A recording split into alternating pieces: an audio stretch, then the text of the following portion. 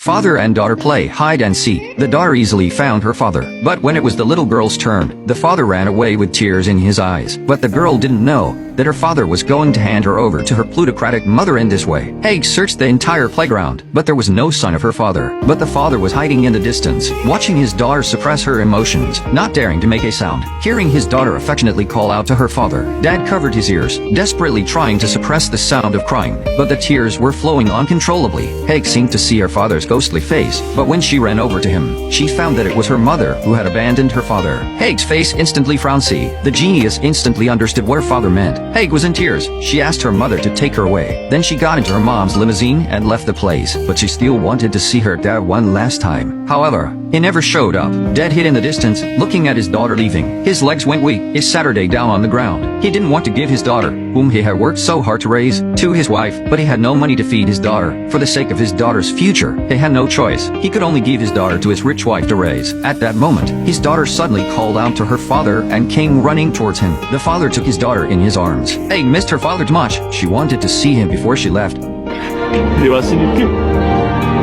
이제 가. 아빠, 공부 잘하면 다른 애들보다 더 빨리 졸업할 수 있냐. 더 일찍 하면 아빠 더 일찍 와도 되지.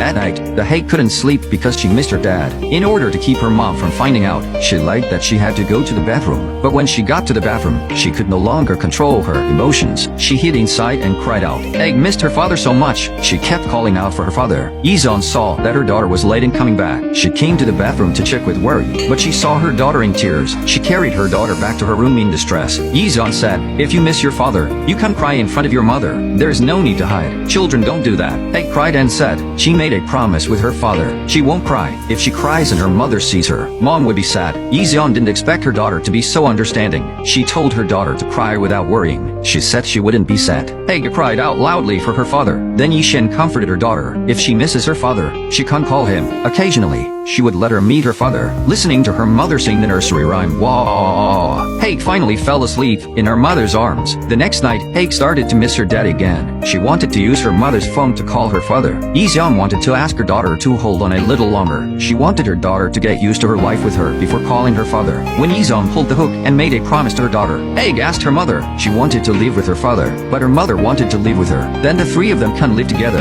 can't they? Yizon was at a loss as to how to answer the question. When her daughter Haig saw this, she pointed to the picture book and told her mother, "It says that if the mother and father love each other, a baby will be born." She was born. That means mommy and daddy are in love. If they are in love, why don't they live together? Do not live together. It means you don't love each other. If you don't love each other, then how did I get born? Looking at her daughter, who has such a high level of emotional intelligence, Yizon could only say, "When you grow up, you will understand." He ordered his daughter to go to bed. The next day, when the Haig was on her way to school, where she saw the bus stop next to her, the happy time she had with her father immediately came to mind. Her father had raised her since she was a little girl, although her father was poor, but she never felt unhappy. The next day, she ran away from the Zaibatsu's house secretly. She set off home alone, but then an accident happened.